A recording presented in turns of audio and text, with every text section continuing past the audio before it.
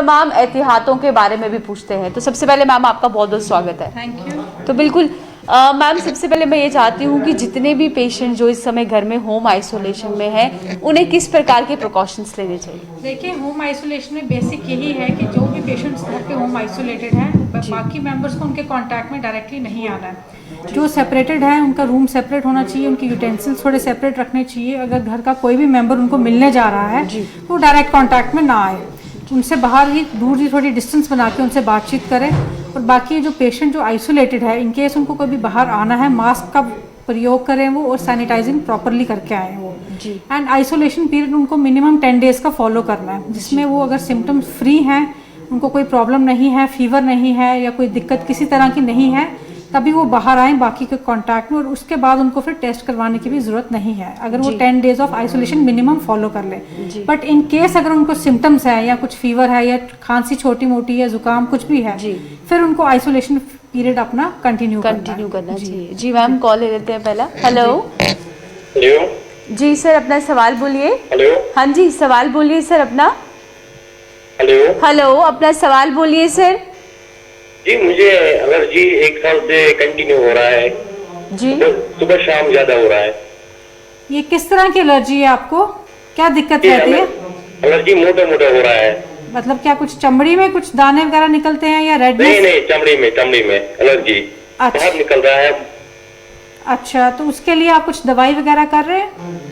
जी, दवाई भी मैंने खाया, बहुत दवाई में स्किन डॉक्टर के पास भी गया था, उन्होंने भी दवाई रखा है और ट्यूब बैग भी रखा है, वो बोला है उन्होंने ये भी इस्तेमाल करो, वो भी मैंने किया है जी। अगर मैं लकड़ी को हाथ में पकड़ूंगा उससे हो रहा है ज्यादा। अच्छा, तो इस लकड़ी के साथ हो रहा है ज्यादा एलर्जी।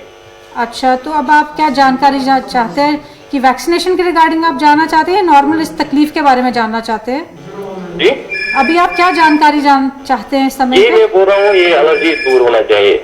नहीं, इसके लिए आपको दवाई खानी पड़ेगी जो आपको डॉक्टर साहब ने बताई हुई है, उसी दवाई को। मगर वो मैंने पूरा साल को खाया है। अच्छा, पूरा साल खाया है आपने। देखिए, कुछ एलर्जीज हमारे शरीर में होती है, उसको सीजन के हिसाब से हमें आती है। जैसे मौसम बदलता है, सर्दी से गर्मी, गर्मी से सर्दी, उस समय वो एलर्जी हमें बार बार होती है और रिपीटेड होती है। तो उसके लिए आपको नहीं, मेरी बात जी बताइए। वो अचानक हो चुका है मुझे लकड़ी के साथ। अच्छा, अचानक उस टाइम से आज तक अभी तक फर्क नहीं हुआ है। तो 1 साल पूरा हुआ है। ये लकड़ी वाली अगर मैं लकड़ी को हाथ में पकड़ूंगा एलर्जी हो रहा है जी। आपका काम क्या है, क्या काम करते हैं आप? मैं तो घर में ही आज बैठा हूँ। हाँ जी, फिलहाल घर पे ही बैठे हैं। ये अच्छा, तो हमें किसी स्किन स्पेशलिस्ट को दिखाना, चमड़ी के डॉक्टर को दिखाना पड़ेगा, और जो दवाई वो आपको बताते हैं वो आपको दिखाया। मैंने बहुत जगह पे दिखाया, श्रीनगर में भी, अनंतनाग में भी, हर किसी जगह पे मैंने दिखाया। अच्छा, तो आराम है आपको या बिल्कुल भी नहीं है इससे फर्क? दवाई तो आप कर रहे होंगे ना जी? दवाई तो आप खा रहे होंगे इसके लिए?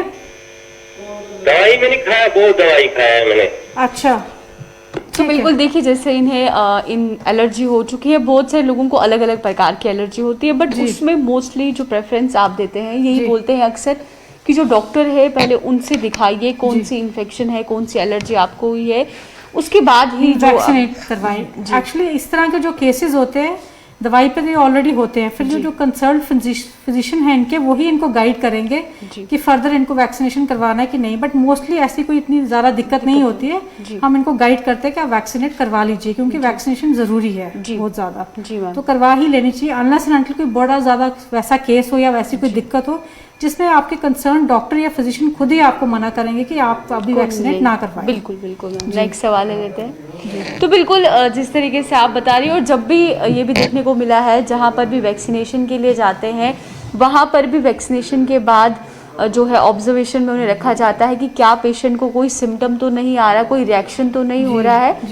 तो काफ़ी हम कह सकते हैं प्रोटोकॉलों को पालन करने के बाद ही एक पेशेंट तक जो वैक्सीनेशन है वो लग जाती है। तो वही मैम नेक्स्ट सवाल ले लेते हैं। हेलो जी सर, अपना सवाल बोलिए। Hello, good morning ma'am. Very good morning sir, अपना सवाल बोलिए। हेलो जी, सवाल बोलिए सर अपना। मैडम, मैं कश्मीर से बोल रहा हूँ, मेरा नाम शहजाद है जी। मैम, ये जो ब्लैक फंक्स आज का ये जो नया ट्रेंड है ब्लैक फंक्स के बारे में मैं जानना चाहता हूँ, ये एक्चुअली है क्या, ये ब्लैक फंक्स? ये देखिए, ब्लैक फंगस की अगर बात करते हैं तो ये अभी पूरे वर्ल्ड में जहाँ केसेस आ रहे हैं, देखिए डरने वाली बात नहीं है, लेकिन एक तरीके का इन्फेक्शन इसे हम साफ तौर पर कह सकते हैं। लेकिन बात वही आ जाती है, अपना हाइजीन, स्टेरॉइड्स वगैरह जो है उनका सेवन नहीं करना है, ये चीज़ हम इस चीज़ में आपको कह सकते हैं। बाकी घबराने वाली बात जो है इसमें बिल्कुल भी कोई नहीं है।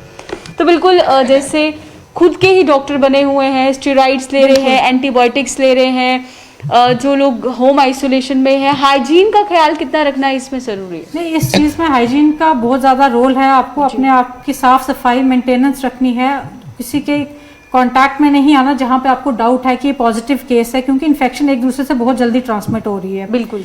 तो इस चीज़ का खास ध्यान रखना, अगर आपको कहीं पे आइडिया है कि कोई कोविड पॉजिटिव है तो हमें उसकी तरफ नहीं जाना है। तो इसलिए इस चीज़ का तो सबसे पहले प्रिकॉशन हमने लेना। बाकी हाइजीन मेंटेनेंस तो है ही, इसमें सैनिटाइजिंग भी है ही, मास्क का प्रयोग करना ही करना। जो लोग नॉर्मली क्या करते हैं, मास्क लगा लेते हैं बट उसको प्रॉपरली यूज नहीं करते हैं, कभी नाक के नीचे होगा, कभी उतार के रखेंगे, साइड पे लगा के रखेंगे, वो सब चीजें नहीं करनी है। बिल्कुल। अब मैम एक बहुत ज़रूरी सवाल मेरा ये है, इस समय ऐसी सिचुएशन बन चुकी है कि घर में मोस्टली जो लोग सिर्फ कोरोना की खबरें देख रहे हैं, छोटे बच्चे भी घरों में हैं, क्या एक इम्पॉर्टेंट मैसेज उन्हें देना चाहिए कि घर को आप माहौल किस तरीके का रखें कि बच्चे भी खुश रहे, बुजुर्ग भी हमारे साथ है?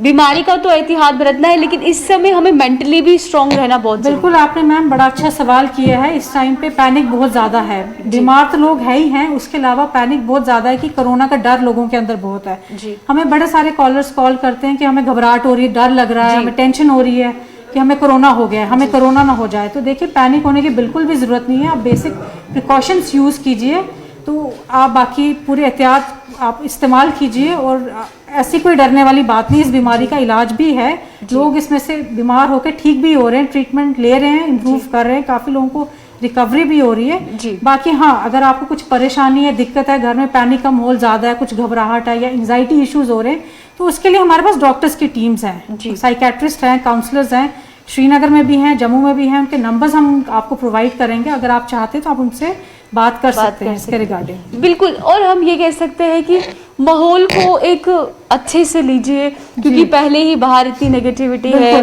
बीमारी को लेकर इतनी अफवाहें हैं। अब देखिए, जैसे ब्लैक फंगस की बात कर रहे हैं, उससे भी अब इतना बड़ा चढ़ा के फॉरवर्ड किया है कि लोग कोविड से तो परेशान थे, अब ये बीमारी भी लोगों के नाम पे आ गई है। अगर हम इन सबको छोड़कर ये सोचे कि वैक्सीनेशन करानी है, मास्क पहनना है, तो मुझे नहीं लगता कि ये कोविड या ब्लैक फंगस है किसी का कुछ भी बिगाड़ सकता है। बिल्कुल ठीक कह रहे हैं मैम आप।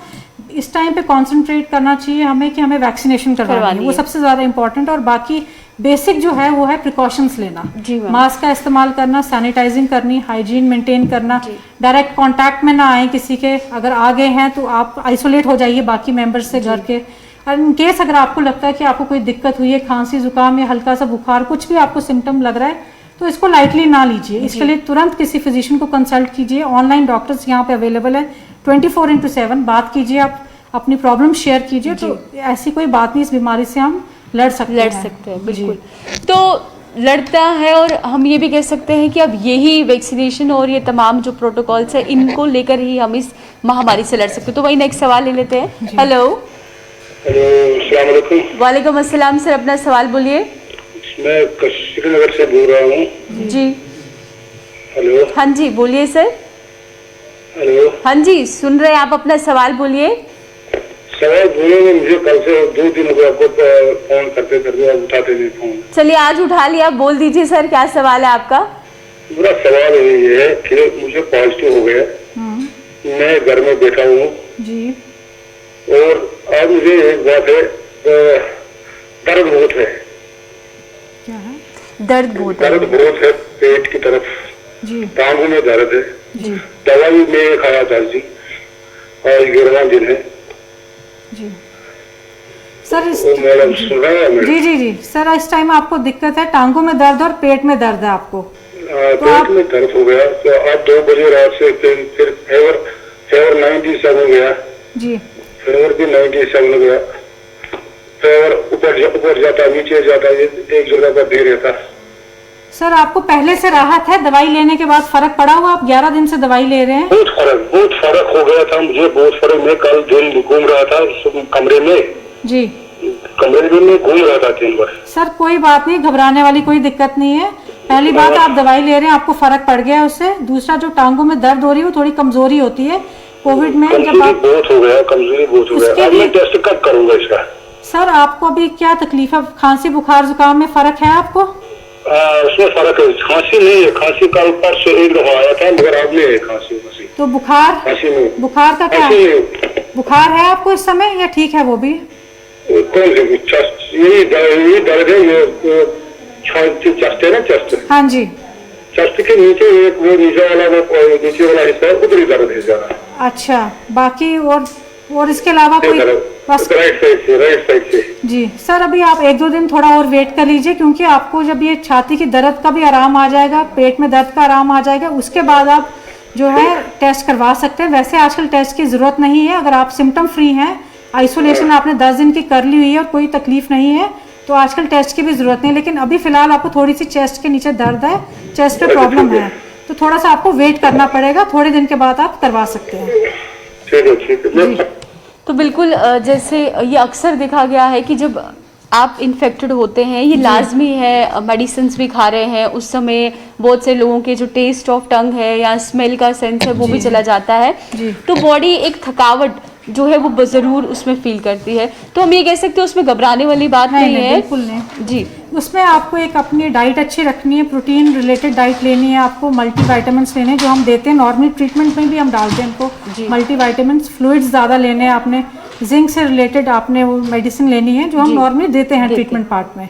तो इसमें घबराने वाली बात नहीं। एक बार आप बीमारी से निकल आए हैं बाहर, आपको थोड़ा टाइम लगता है फुल रिकवरी में, वीकनेस रहती है इसमें, ये नॉर्मल है, इसमें कुछ डरने वाली बात नहीं है। तो उसके लिए आपने अपनी खुराक थोड़ी अच्छी रखनी है और बाकी टॉनिक्स वगैरह अगर आप रेगुलर ले रहे हैं तो थोड़े टाइम में आप बिल्कुल तंदुरुस्त हो जाएंगे और नॉर्मल हो जाएंगे। बिल्कुल मैम, वहीं पे डबल मास्किंग की बात करते हैं। बहुत सारे लोग डबल मास्क पहन रहे हैं, कुछ लोग समझ नहीं पा रहे कि आखिरकार डबल मास्क क्यों पहने जाए। जैसे N95 की बात करते हैं, ये लोग सब जानते हैं कि ये प्रोटेक्टिव है, इसके नीचे अगर आप सर्जिकल मास्क नहीं पहनते कोई फर्क नहीं पड़ता।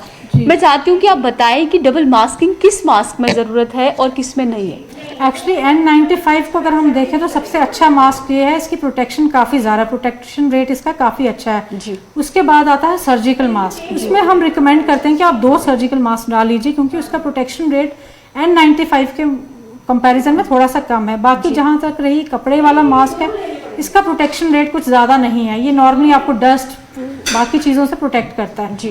नॉर्मली हम यही लोगों को गाइड करेंगे, अगर आपने पहनना है तो N95 पहनिए या सर्जिकल मास्क पहनिए जी। कपड़े के मास्क का कम से कम प्रयोग करें, अगर करना भी है तो सर्जिकल मास्क के साथ करें। जी, मतलब कह सकते हैं अगर आप कपड़े का मास्क भी पहन रहे हैं जी, तो उसके नीचे आप सर्जिकल मास्क पहन लीजिए जो बिल्कुल टाइट हो आपके फेस के साथ, उसके ऊपर जो भी मास्क आपने पहनना है आप पहन सकते हैं। तो वही नेक्स्ट कॉल ले लेते हैं। हेलो जी सर, अपना सवाल बोलिए। जी आदाब सर, अपना सवाल बोलिए। मेरे छाती में सुबह से थोड़ा दर्द हो गया जी, तो अलबत्ता कोविड टेस्ट मैंने करवाया, वो नेगेटिव निकला जी। सर ये कितने दिन से दर्द हुआ है आपको? बस आज कल से हुआ है शुरू, सुबह से ज्यादा हो गया। खांसी वगैरह है कुछ?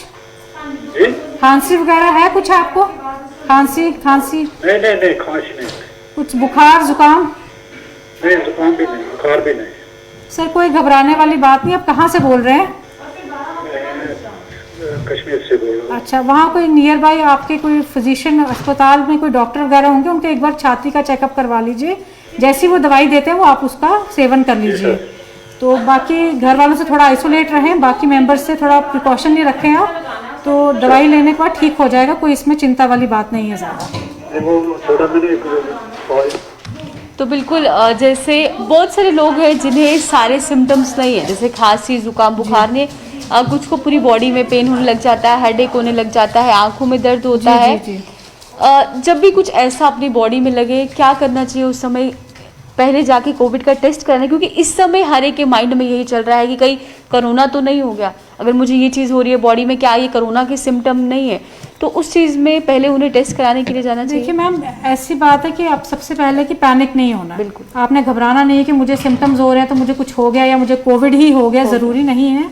लेकिन ये है कि बिल्कुल केयरलेस भी नहीं होना है। अगर आपको फीवर आ रहा है या कुछ आंखों में दिक्कत हो रही है, हल्की फुल्की बॉडी एक्स हो रही हैं तो आपने पहले फैमिली मेम्बर से आइसोलेट होना है, उनसे आपने डिस्टेंस रखना है अपना, मास्क का प्रयोग करें ज़रूर, सैनिटाइजिंग करें, बाकी अपना रूटीन चेकअप करवा लें। कई बार नॉर्मली सीजनल चेंज से भी हो जाता है, हमें एसी वगैरह का प्रयोग स्टार्ट हो गया है तो कई बार ऐसे भी बॉडी एक्स रहते हैं, लेकिन लाइटली नहीं लेना है। 2-4 दिन आप वेट कर लें, आइसोलेटेड रहें। अगर सिम्टम्स आपके बढ़ते जा रहे हैं, आपको फर्क नहीं पड़ रहा तो फिर टेस्ट करवाना भी ज़रूरी है ऐसे केस में। वही आपने एसी की बात की है, इस समय जो एक हम कह सकते हैं समर सीजन चल रहा है, मोस्टली लोगों ने एसी घरों में लगा रखे हैं, जिसकी वजह से अगर हम ताज़ी हवा की बात करते हैं वो घरों में नहीं आ पा रही। कितना ज़रूरी है खिड़की अपनी खुली रखना, दरवाजे खुले रखना ताकि बाहर की हवा। देखिए हम तो नॉर्मली भी रिकमेंड करते हैं, अगर कोई कोविड पॉजिटिव पेशेंट है तो उसको ऐसे रूम में रखिए जहाँ पे खिड़कियाँ खुली हों, इनको ताज़ी हवा आती जाती रहे, क्योंकि वेंटिलेशन बहुत ज़रूरी है। कोविड में एसी की हवा से ट्रांसमिशन का चांस ज़्यादा रहता है, तो हम एसी का टेम्परेचर भी नॉर्मली बोलते हैं 26 तक रखें जी, कम डिग्री पे ना रखें, क्योंकि ट्रांसमिशन एसी से ज़्यादा रहती है। तो खिड़कियाँ खुली रखें आप, अपनी वेंटिलेशन प्रॉपर होनी चाहिए पॉजिटिव पेशेंट के केसेस में जी। एंड नॉर्मली भी नॉर्मल लोगों को भी ताज़ी हवा लेनी चाहिए, ऑक्सीजन वगैरह हमारे लिए बहुत ज़रूरी है। तो ज़रूरी नहीं घर के अंदर ही बैठे रहें, वेल वेंटिलेटेड रूम्स के बीच में आपको रहना चाहिए जी, एंड थोड़ा बाहर भी हवा वगैरह लेने के लिए जाना चाहिए। बिल्कुल। तो वही समय हो चुका है एक छोटे से ब्रेक, जल्द जोड़ते हैं ब्रेक के बाद।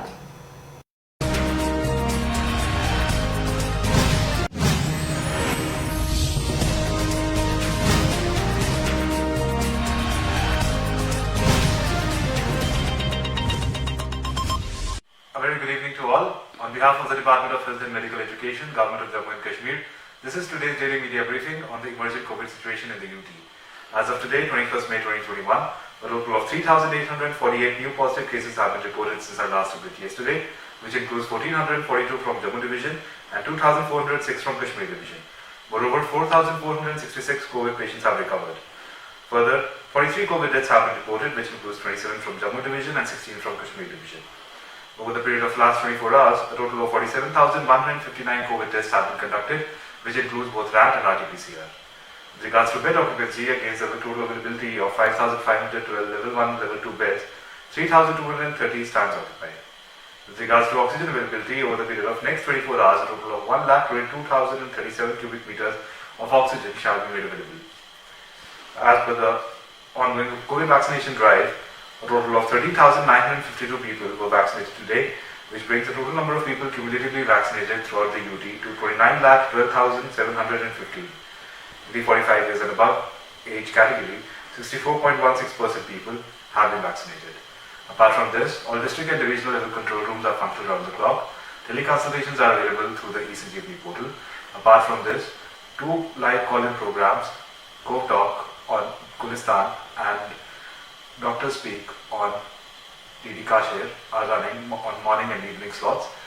Also, a new program, Doctor on Radio, is running from 3 to 4 p.m. on All India Radio. Finally, 108 ambulance services are available 24/7. Thank you. Covid की दूसरी वेव से बची।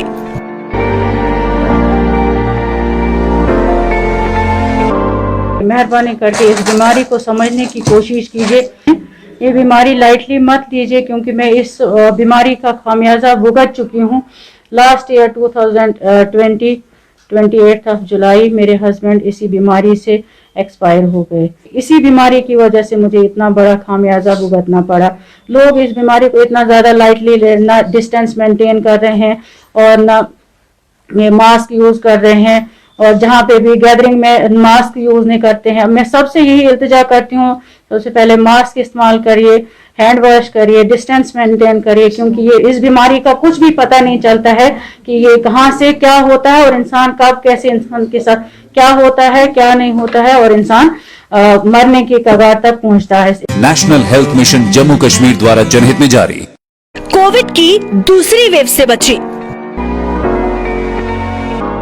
हमने कोरोना में एक अपने परिवार का बहुत ही अमूल्य सदस्य खो दिया है, और इस दुख का सामना जो हम कर रहे हैं ऐसा किसी को भी ना करना पड़े। इसलिए मैं गुजारिश करूंगी सब भारतवासियों और जम्मू कश्मीर की जनता से कि सरकार की तरफ से जो भी कोरोना से बचने के नियम बनाए गए हैं उनका पूरी तरह पालन करें, और हमारी तरह अपने परिवार के किसी भी सदस्य को ना खो दें। इसलिए मास्क पहन कर रखें, बार बार हाथ धोएं, सैनिटाइज़र का इस्तेमाल करें, दूरी बनाए रखें, भीड़ भाड़ वाली जगहों पर ना जाएं और बारी आने पर कोविड वैक्सीन ज़रूर लगवाएं। इसलिए जो भी सरकार ने कानून बनाए हैं उनका पालन करें। National health mission Jammu Kashmir द्वारा जनहित में जारी।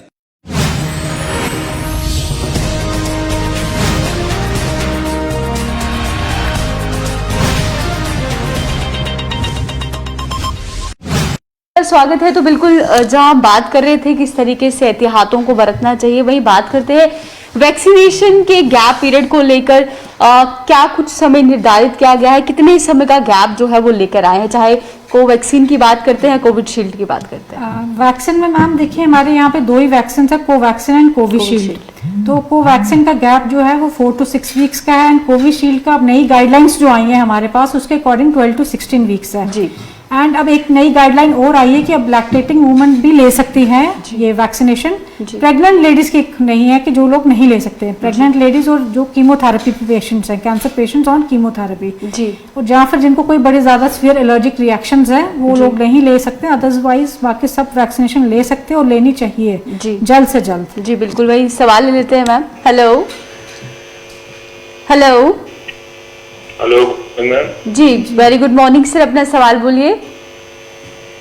मैम 5 दिन पहले मेरा टेस्ट पॉजिटिव आया था जी, तो आज 6ठा दिन है जी, मैं काफी रिकवर फील कर रहा हूँ। जी, तो अभी चेस्ट में थोड़ा प्रॉब्लम है, खांसी थोड़ी बहुत आ रही है। जी सर देखिए आपने कुछ नहीं करना है, अगर आप रिकवर्ड फील कर रहे हैं ये काफ़ी अच्छी बात है। तो आपने जो मेडिसिन ले रहे हैं उसको कंटिन्यू कीजिए 7 डेज तक, और चेस्ट की प्रॉब्लम जब तक ठीक नहीं होती आप आइसोलेशन में रहेंगे, किसी के कांटेक्ट में नहीं आएंगे। तो मिनिमम आपने 10 डेज का आइसोलेशन पीरियड फॉलो करना। अभी आपको 5-6 डेज हो गए, 5-6 डेज आपने अभी और आइसोलेशन में रहना है। मेडिसिन आप प्रॉपर करते रहिए और 10 डेज के बाद अगर एंटीबायोटिक लेना बंद कर दिया था, क्या दोबारा ले लूं नहीं एंटीबायोटिक? सर उसको भी आप कंटिन्यूड रखिए क्योंकि आप बता रहे हैं कि आपको चेस्ट प्रॉब्लम अभी चल रही है, तो आप जी, उसको जी। भी कंटिन्यू ही करेंगे। खांसी आ रही है थोड़ी बहुत। जी जी आप उसको भी कंटिन्यू करें, आप 7 डेज ले लीजिए मिनिमम, उसके बाद भी हम देखेंगे आपको कितना फर्क है। एंड अगर आप टोटली सिम्टम फ्री हो जाते हैं 10 डेज तक तो आप फिर उसके बाद आइसोलेशन से बाहर आ सकते हैं। ठीक है मैम। बट अभी आप किसी के कांटेक्ट में ना आए और प्रॉपर प्रिकॉशंस लीजिए आप।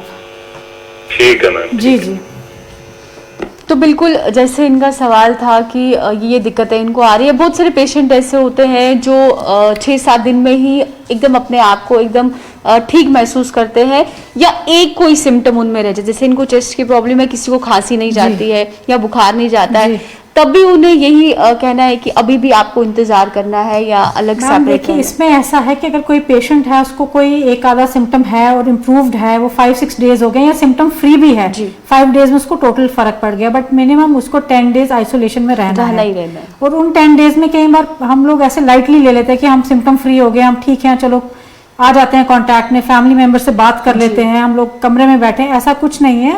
आपको प्रॉपर 10 डेज का आइसोलेशन पीरियड फॉलो करना है। उसके बाद भी अगर आप सिम्टम फ्री हैं जी, तभी आप जो है बाहर आ सकते हैं या आइसोलेशन को ब्रेक कर सकते हैं। अदरवाइज आपको प्रॉपर गाइडलाइंस फॉलो करनी है क्योंकि आप कैरियर है, आप बाकी फैमिली मेंबर्स को ये ट्रांसमिट कर सकते हैं। जी जी बिल्कुल। हेलो हेलो हेलो जी, अपना सवाल बोलिए सर। हाँ गुड मॉर्निंग। वेरी गुड जी मॉर्निंग। बताइए। हेलो जी बताइए सवाल अपना।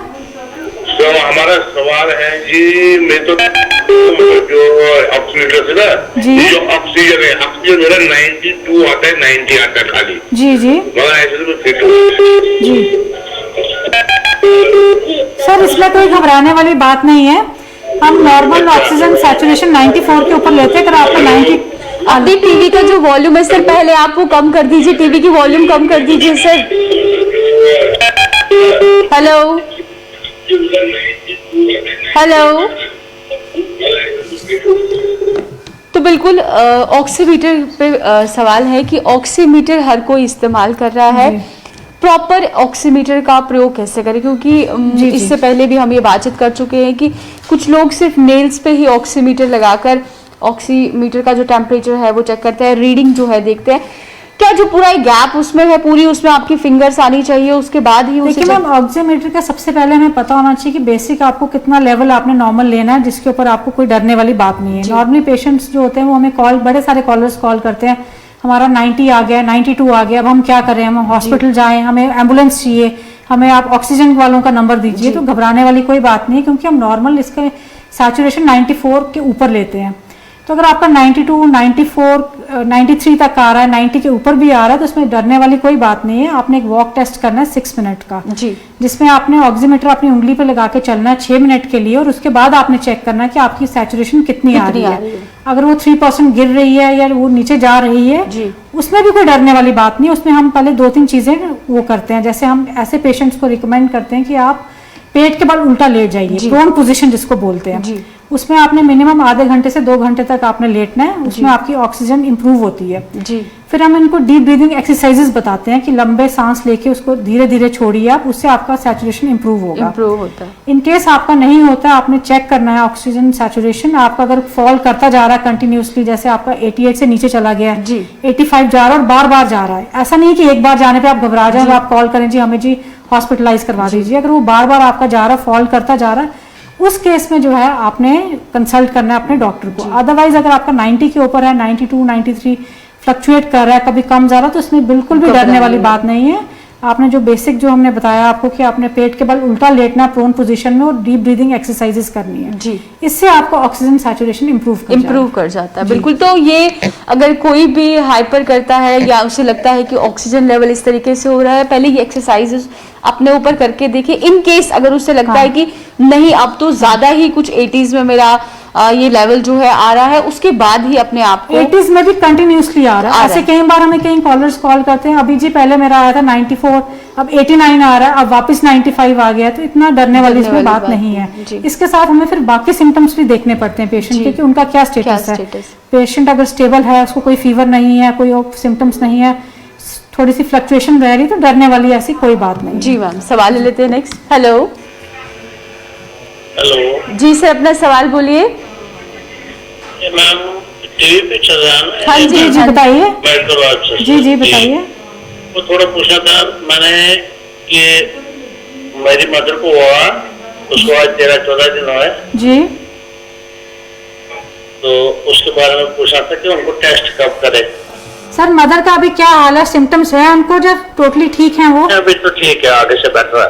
नहीं बेटर नहीं है, मतलब सिम्टम है अभी कोई या टोटली कोई फ्री है सिम्टम? टेस्ट नहीं कराया जी, टेस्ट कराया नहीं कराया वो भी पूछ सकते हैं। अच्छा अच्छा, वो जानना चाहते हैं। अगर देखिए सर 10 दिन वो रहे हैं आइसोलेशन में, उनको कोई सिम्टम नहीं है, तो टेस्ट की जरूरत नहीं है आप करवाने की, वो आइसोलेशन से आ सकते हैं बाहर। लेकिन अगर फिर भी आप करवाना चाहते हैं अपनी सेटिस्फेक्शन के लिए, तो करवा भी सकते हैं, ऐसी कोई बात नहीं है। अगर उनको कोई सिम्टम नहीं है और सिम्टम फ्री है टोटली वो, वैसे जरूरत नहीं है अगर 10 दिन का आइसोलेशन पीरियड उन्होंने फॉलो कर लिया है। जी, वहीं पे ये भी देखा गया है, बहुत सारे लोग जब उन्हें ये पता चलता है कि वो कोविड-19 के शिकार हो चुके हैं या बीमारी उनमें आ गई है, वो जल्दी से टेस्टिंग की ओर भाग जाते हैं कि हमें ये टेस्ट करवाना है, ब्लड टेस्ट करवाना है, ये हो गया वो हो गया। तो उस चीज़ में होता क्या है, जल्द से जल्द टेस्टिंग करवा देते हैं। क्या ऐसा खुद से रिकमेंड करना चाहिए या पहले डॉक्टर से कंसल्ट कर लेना चाहिए? ऐसे केस में आपको डॉक्टर से ही कंसल्ट करना चाहिए। यहाँ पे ब्लड टेस्ट होते हैं, सीटी स्कैन होते हैं, नॉर्मल रैपिड टेस्ट है, RT-PCR है। अब ये पेशेंट के स्टेटस पर डिपेंड करता है जी। अगर आपकी पोजीशन क्रिटिकल है, अगर आप नहीं इंप्रूव कर रहे हैं, तो फिर हम CT स्कैन रिकमेंड करते हैं आफ्टर सीइंग द सिम्टम्स। लेकिन अगर आपको इनिशियली थोड़ा खांसी बुखार जुकाम है, हम टेस्ट करवा लेंगे, क्योंकि बाकी फैमिली मेंबर्स भी इन्वॉल्व हो सकते हैं अगर हम इसको लाइटली लें। तो हम बेसिक टेस्ट इसके लिए हमने रखे रैपिड टेस्ट और RT-PCR। ये 2 टेस्ट हैं, या अगर आप करवा लें, इनमें से कोई भी करवा लें, ऐसी कोई बात नहीं है, तो उसमें आपका क्लियर हो जाएगा। तो अगर आप मेडिसिन ले रहे हैं, प्रॉपर गाइडलाइंस फॉलो कर रहे हैं, और अगर आप इम्प्रूव कर रहे हैं और 10 डेज का आइसोलेशन आपने फॉलो कर लिए और आप सिम्टम फ्री हैं, तो आपको उसके बाद टेस्टिंग की जरूरत नहीं है। बिल्कुल, क्योंकि अक्सर ये देखा गया है जब लोग रिकवर भी करते हैं उसके बाद भी, अब जैसे 10-15 डेज हो गए, दोबारा टेस्टिंग के लिए जाते हैं। जाना चाहिए या नहीं जाना चाहिए? मैम उसमें वही हमारी लेटेस्ट गाइडलाइंस यही है कि अगर आपको 10 days of isolation symptom free है, फॉर द लास्ट 3 डेज आपको कोई फीवर नहीं हुआ। जी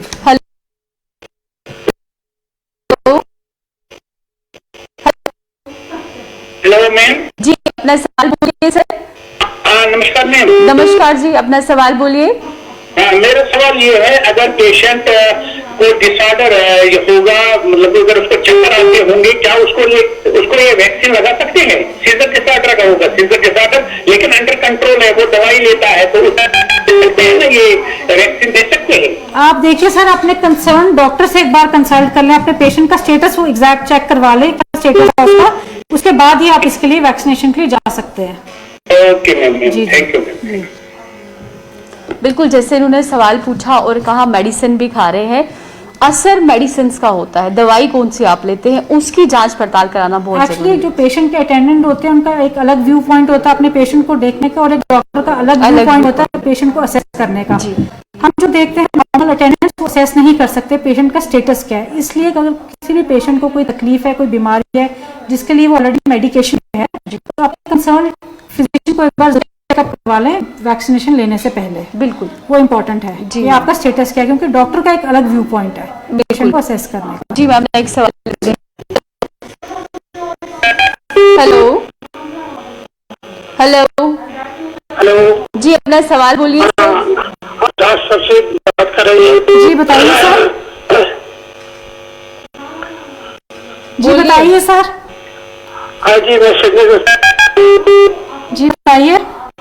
हाँ, मेरा नाम मोहम्मद यूसुफ है। जी सर। मैं श्रीनगर से बोल रहा हूँ। जी।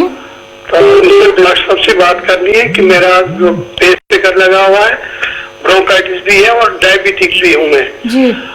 और मैं इनसे पूछता हूँ कि ये पूछते हैं कि क्या मैं इंजेक्शन लगा सकता हूँ ये कोविड का? सर आपकी एज कितनी है? मेरी एज 76। अच्छा ठीक है सर, आपका क्या आप टोटली फिट है इस टाइम पे? कोई प्रॉब्लम वगैरह तो नहीं है आपको? हाँ जी, इस टाइम पे आप फिट है, ठीक से ठीक है सर। आप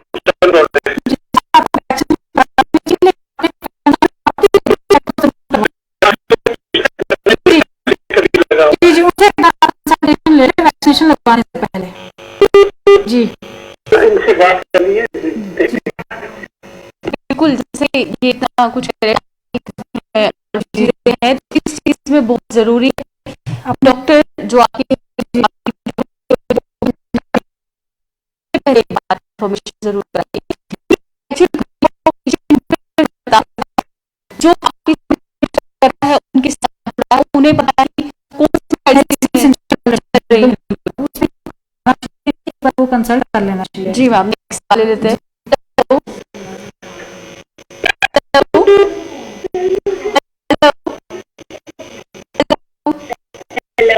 जी सवाल बोलिए। जी सवाल बोलिए अपना मैम। हेलो। तो बहुत जरूरी है इन गाइडलाइंस का एहतियात बरतना। मोस्टली जब भी बहुत सारे जो लोग हैं ट्रैवल करके कहीं से आते हैं, क्योंकि इस समय लॉकडाउन है, तो बहुत सारे जो बाहर पढ़ रहे होंगे वो भी घर की ओर आते हैं। जब भी कोई ट्रैवल करके बाहर से घर की ओर आता है, क्या उसे डायरेक्टली अपनी फैमिली के साथ मिलना चाहिए या कुछ दिन इंतजार करना चाहिए? इसमें भी बहुत बड़ा सवाल ये है कि अक्सर लोग आ जाते हैं, अपने आप को सिम्टोमेटिक फ्री महसूस करते हैं और फैमिली के साथ इंडल्ज हो जाते हैं, लेकिन आफ्टर लॉन्ग टाइम ये दिखने में मिल जाता है, बेशक देर से ही मिल जाए, कहीं ना कहीं कोरोना के लक्षण उसमें दिख जाते हैं। देखिए मैम, ऐसा जो ट्रैवलर्स हैं उनके लिए तो जरूरी है कि वो अपना टेस्टिंग करवा के आए। अगर वो बाहर से अपनी RT-PCR टेस्ट करवा के आ रहे हैं उसकी वैलिडिटी है यहाँ पे, बट यहाँ पे भी हमारे एयरपोर्ट पे रेलवे स्टेशन पे रैपिड टेस्ट हो रहा है, तो वो ट्रैवलर्स को तो करवाना ही चाहिए, क्योंकि से कांटेक्ट में आए हैं। जी। एंड अगर आपको सिम्टम्स हैं तो आपको आइसोलेट भी होना चाहिए। अगर आप बाहर से ट्रैवल करके आ रहे हैं, इवन आपका टेस्ट नेगेटिव भी है, जी। आपने एयरपोर्ट या रेलवे में टेस्ट कराया, रैपिड टेस्ट हुआ आपका नेगेटिव, बट आपको खांसी जुकाम या हल्का बुखार है, तो आपको फैमिली मेंबर से आइसोलेट रहना चाहिए जब तक आप टोटली ठीक ना हो, उनके कांटेक्ट में नहीं आना चाहिए। और टेस्टिंग जरूरी है जो ट्रैवलर्स बाहर से आ रहे हैं। बिल्कुल, तो वही डाइट की बात करते हैं। इस समय डाइट भी बहुत इंपॉर्टेंट रोल प्ले करती है, क्योंकि सेहत जो है हमारी, क्योंकि इस समय पूरी दुनिया में जैसे कोरोना चल रहा है, सब ये जानते हैं कि जान है तो जहान है। अगर हम स्वस्थ हैं तो सब कुछ हमें मिलेगा। उस डाइट का कितना बड़ा रोल है और किस प्रकार की डाइट इस समय लेनी चाहिए? इस टाइम पे मैम आपको डाइट फूड लेनी चाहिए जो हमारा इम्यून सिस्टम को स्ट्रॉन्ग करे। डाइट जैसे आपको बोलेंगे ले सकते हैं, लेना चाहिए, लेनी चाहिए ज़्यादा, सूप्स लेनी चाहिए, vegetarian soup, non veg soup ले सकते हैं आप। तो प्रोटीन रिच डाइट, बाकी मल्टीविटामिन लेनी चाहिए, जिंक टेबलेट्स लेनी चाहिए, देते हैं ट्रीटमेंट प्रोटोकॉल में। तो ये सारी डाइट लेनी चाहिए, उसके साथ प्लेंटी ऑफ फ्लूइड्स, तो फ्लूइड्स का सेवन करें ज़्यादा। बाकी विटामिन सी रेगुलर लें, आपको है या नहीं है वो एक अलग चीज़ है, बट विटामिन सी मल्टीविटामिन साथ साथ लें। बाकी जो प्रिकॉशंस है वो फॉलो करें।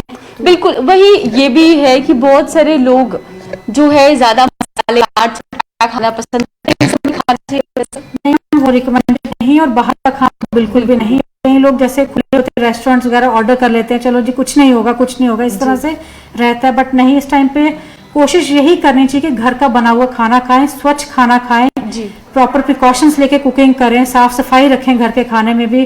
पानी वगैरह भी अगर हो सके तो बॉईल कर लें आप जी। तो बाहर का खाना जितना हो सके वो अवॉइड करना चाहिए, या हम कह सकते हैं हेल्दी फूड लें, बिल्कुल ही पूरा अपना जो सब्जियों का सेवन करें, ज्यादा से ज्यादा फल सब्जियां, फ्रेश वेजिटेबल्स, फ्रूट्स का सेवन करें। जी मैम, नेक्स्ट सवाल ले लेते हैं। Hello hello hello. तो बिल्कुल जिस तरीके से आप कह रहे हैं कि फ्रेश वेजिटेबल्स, फ्रूट्स, इनका सेवन करें, जितना हो सके पानी पिए, कोशिश करें कि दरवाजे अपने घरों के वो खुले रखें। और बहुत से लोग गाड़ियों में भी, घर में भी, क्योंकि ये बनता है जिंदगी का भी अपडेट आता है, तो अब सारी ऐसी एयर कंडीशनर के बिना हम रह नहीं पाते, लेकिन उतना हम कैसे खिड़की दरवाजे खुले नहीं रखेंगे, वो हमारे लिए एक नुकसानदायक भी हो सकता है। जी बिल्कुल। तो कोशिश ये खिड़की दरवाजे भी समय लेने चाहिए। जी हम सवाल लेते हैं। हेलो जी, सवाल बोलिए अपना। हेलो, सवाल बोलिए मैम अपना। हेलो। उसके साथ साथ अगर बात करते हैं छोटे बच्चे जो घरों में हैं, क्योंकि अब देखने वाली बात यह है कि बहुत छोटी उम्र में भी जो है उन्हें ये इन्फेक्शन होता हुआ नजर आ रहा है। उनका इस समय ख्याल रखना कितना जरूरी है, क्योंकि देखिए बच्चे तो मन के नटखट होते हैं, उन्हें तो हर एक चीज चाहिए, चाहे आइसक्रीम हो, चाहे इस समय चिप्स हो, कोल्ड ड्रिंक हो, ये सब उन्हें चाहिए ही चाहिए। क्या डेली रूटीन पे बच्चों को ये सब देना इस समय सही रहेगा? देखिए मैम, सबसे पहली बात यह है कि आजकल न्यूज़ बड़ी आ रही है थर्ड वेव की, कि बच्चों को वो अटैक कर रही है, उसमें बच्चे इन्वॉल्व हो रहे हैं। तो सबसे पहली बात है कि हमने पैनिक नहीं होना है। बिल्कुल। बाकी बच्चों के लिए भी हमने पूरे प्रिकॉशंस घर में यूज करने हैं, क्योंकि बीमारी तो अभी है हमारे यहाँ पे, पूरी तरह से निकली नहीं है। तो बच्चों को भी हमने थोड़ा सा केयरफुली हैंडल करना है कि बच्चे बाहर की चीजें ना खाएं, ठंडी चीजें ना खाएं, बाहर की आइसक्रीम्स, कोल्ड ड्रिंक्स वगैरह, जंक फूड को अवॉइड करना चाहिए। घर का खाना ही बच्चों को देना चाहिए, और पूरे प्रिकॉशंस बच्चों के लिए भी हमने वैसे ही रखने हैं जैसे हम बड़ों के लिए कर रहे हैं जी। क्योंकि इस समय थर्ड वेव का भी है कि वो इस समय बच्चों को ज्यादा अटैक कर रही है जी। तो अगर हम प्रिकॉशंस पूरे तरीके से लें तो ऐसी कोई बात नहीं है कि ये प्रॉब्लम बनेगी, हम इस चीज से निकल सकते हैं। बिल्कुल। तो मैम बहुत बहुत शुक्रिया आपका। तो बिल्कुल अब समय हो चुका है अलविदा लेने का, तो मुझे और मैम को दीजिए इजाजत। नमस्कार।